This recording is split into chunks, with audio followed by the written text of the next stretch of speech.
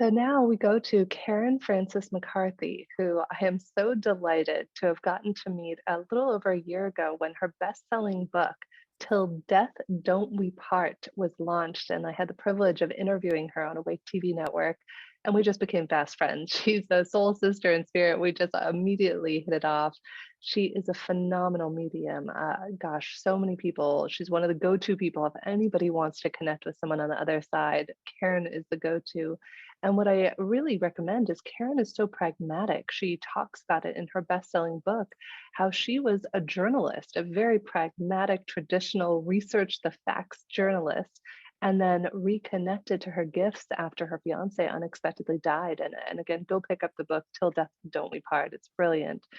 Not to mention her classes on mysticism and many other things. I was honored to get to be in one of her classes last year, and I learned how to tap into my deeper intuition, the power of prophecy, tea leaf reading. I mean, the list goes on and on. Karen, my friend, you know I can't say enough good things about you. And I want to hand it over to you though to talk about the healing powers of mediumship because I think that we underestimate how powerful it can be. Yeah, thank you, Jennifer, and thank you, Scott, and everybody else. It's been lovely evenings so far. And when I was told that this evening was going to be about healing and also the weekend talking about spiritual intimacy, I thought, what a great marriage of two concepts around mediumship. Now, we know sort of mediumship, the healing with mediumship comes often, most traditionally, in terms of receiving messages. And it's been particularly profound over the last couple of years as well, because I've had many people come because their loved ones passed from COVID. They couldn't go to the hospital. They had no idea what was going on. They were left with all of these unanswered questions. But the healing power of receiving those messages by reconnecting with somebody in spirit form is immensely profound, and it's been the role of mediumship since it was emerged in the human race. But there's an aspect of mediumship that is immensely healing that is often overlooked, and it really comes from the healing that arises from the spiritual intimacy that mediumship offers. So as Jennifer mentioned, when I wrote that book, that book about these experiences, was when my fiance died. I began to realize that it's not just the messages. There's a transformative element to mediumship, and that comes from experiencing the single consciousness, the one mind that exists between all people. And how I realized that was I began to notice that he could hear my thoughts. And then what I began to notice, and this happens with most people, and they don't realize this is happening, is that you could be just sort of on about your business, washing the dishes at the supermarket, and out of the blue, a thought of your loved one flies into your mind completely. That's not normally how we think, because we normally sort of ruminate by association. And you think to yourself, God, that's unusual. I haven't thought about so and so in God knows how many years. And we think we've thought about them, and they've actually been thinking about us, and we felt that thought. And these sort of small experiences, they seem sort of small little experiences that go on in our day-to-day lives, are really evidence of the one mind, of the single consciousness that we're all part of. And that brings with it a level of intimacy that is not immediately apparent. So one of the things that I had to come to terms with, which was horrifying to me the first time I realized this, was that my fiance could hear all my thoughts because we were so close, that we were blended so closely that we could hear all my thoughts. And that sounds marvelous until you realize, oh my God, that means all the shadowy places, all of the secrets, all of the shame, all of the things I never want anyone to know about me, he can see. How horrifying. And it's not just him, it's everybody. It's now my mother, it's everybody. And you think, oh my God. And the next thing that I realized from this was, he has seen all of this in me, and he's still here. And that goes for all of us. They have seen, all of your loved ones have seen the shadowy side, what we perceive to be shame, the secrets, the things we never want anyone to know about us. And they're still here. Not only are they still here, but they still love us. They can love all of these things about us that we can't love about ourselves. They're still here. How intimate is that? How, it really shows us the power of unconditional love. And what I've realized is that when our loved ones go to the spirit world, so many of us think, oh, it's this big end. Now we're grieving. We've got this loss in our lives. And what we miss is that we are closer now than we have ever been. That we are loved more deeply now than we have ever been. Because everything we thought we needed to hide is out in the open and is still loved. And that compassion exists for us. And that loving kindness exists for us. And that unconditional love, which we could never truly grasp while we are running around in our bag of bones for this trip around the sun. Our loved ones who are in spirit form, who have the benefit of being able to reflect and being able to see and being able to perceive in this sort of telepathic communication, love us unconditionally, all of us, because they can see us all. So it took me a little while. I know it can be initially quite uncomfortable. Oh my goodness, I don't want anyone knowing that, How much acceptance is there in that? And that we talk about how we are unconditionally loved by the divine. And that's such a massive power and such a big concept. It's hard to understand that tangibly. But what we can experience tangibly is the power of that love for our loved ones that they show us. And I have people come to me all the time and they go, is my loved one still here? Is he aware of me? And what I say to them, there's no up there or over there. There is just the stream. The illusion is the bag of bones. So I say to somebody, well, yeah, you were down at the supermarket and you spent about 10 minutes trying to figure out what pasta to buy for dinner. And this woman said, yes, I was. Yes, I know you were, because he's telling me you did that because he was there watching you do it. And they can't believe these simple things. The most ordinary things in the world are still precious. Why? Because they're present with the person. So somebody deliberating for 10 minutes over a box of pasta is so typical of this man's wife that he has to be there to watch it and then let her know, I saw you still doing it. I had someone today tell me, tell her to clean the kitchen. She hasn't cleaned that kitchen in a week.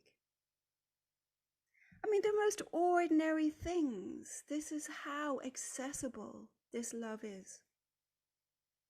And so the most important thing I find about the healing power of mediumship is the transformational power, the unconditional acceptance that we are shown in a very tangible way.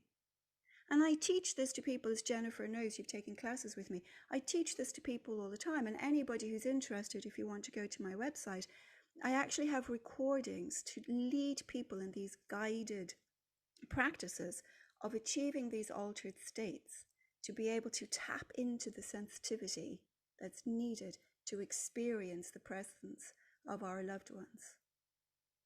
Because one thing that mediumship has taught me, more than the little messages of the this and the that, and I'm sorry I wasn't with you, they wouldn't let me in because of COVID or whatnot, is the fact that we don't die.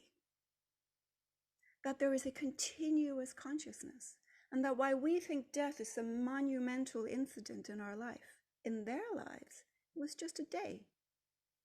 And the stream continues, and their presence continues, and their love continues. And what it shows us is how we can be transformed by that level of acceptance and love, and understanding that we are never alone, and that love never dies.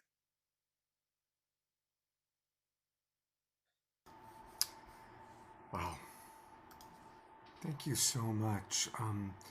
A comment and a question. A comment is I didn't know about your fiance passing. My wife also passed away. That was a big event in my life. Um, and yeah, it changes as we learn how to stay connected to our beloveds.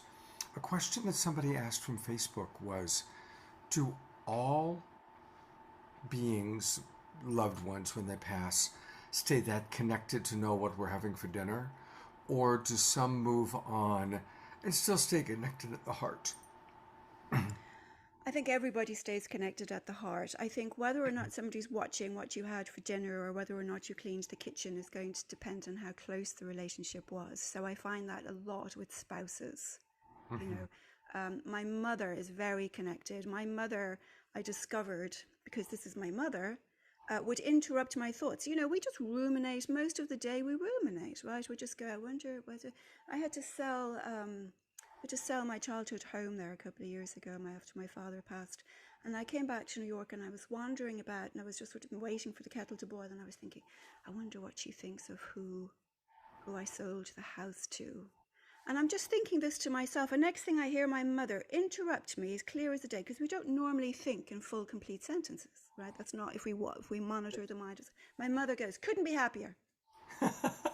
And I'm like, that's my mother, you know, because that's the way my mother is and that's the way she communicates. So I think it depends on how frequently somebody is around us, how close that connection would be. And I'm not a believer in the move on because it implies there's someplace else. And there isn't. There is the stream of consciousness. There is the present and only the present, which is why we know there's no concept of time in the afterlife. That's a construct of the four-dimensional world we're in. And so for me, my experience has been that it's almost like it's sort of a vertical experience rather than a linear experience, you know. And I know people do grow and they do heal, and that's very apparent. But loved people do not. Nobody who loves you is going to leave you. Beautiful. Well, this is just a homeopathic dose of your medicine, and I want to encourage people to get much more. Go to her website. It's her name, Karen Frances McCarthy, KarenFrancesMcCarthy.com, and immediately put in your email address, as I just did, and subscribe to her newsletter. And let's always do that so we can stay connected to all the beautiful souls that we meet on the awakening world. And you do book appointments, yes? Yes, yeah. Great. So you can book an appointment with her, and let me bring our beloved Jennifer on for any final thoughts that she might have. Yes, thank you so much. And I have to say, Karen, I've had such an awakening since I did that mysticism class. In fact, even on my end, I'd never had this happen before. About 3 weeks ago, ironically, right before I was going to Ireland, I was in a meditative state one day, and my uncle Steve, I'd heard, wasn't feeling well. Like I begged my dad to call him because Uncle Steve had been in some pain, and I talked to my cousins regularly. So my dad calls him and tells him to go get it checked. Well, that morning, I was doing my normal meditation, and at the end, I kind of tapped into Uncle Steve's soul. He was, just as far as I knew, alive and well. And I said, Uncle Steve, it's Jenny. I know I can't really reach you where you're at right now, but I just want you to know I love you and how are you doing? And without missing a beat, my Uncle Steve said, Jenny, I'm about to leave very soon. It's my choice. You're not allowed to tell my kids and you're not allowed to tell your dad. And I just want you to know it's my choice. And I was just completely at peace. And I said, wow, thank you, Uncle Steve. I appreciate you letting me know. And 3 days later, Karen, right before I was going to bed, I all of a sudden, Uncle Steve came in clear as day and he said, hi, Jenny, I'm about to leave. Just know it's okay. And I love you. And 5 hours later, when I was asleep, my cousins texted me he passed away. And it was just the most beautiful transition I had ever experienced for Beautiful. anybody I loved because I knew that his soul was at peace and, he was only in pain for a few days and was able to transition. So thank you for Beautiful. everything you taught me, Karen. I really can't thank you enough, my friend. And I would like to just to say, if anybody does want to work on developing their sensitivity or understanding how to reach the altered states that make these sorts of communications happen, to go to my website. It's a bunch of guided exercises that are all free that you're welcome to listen to if you want under free offerings there. You're welcome to go along and have a listen to any of those if you like.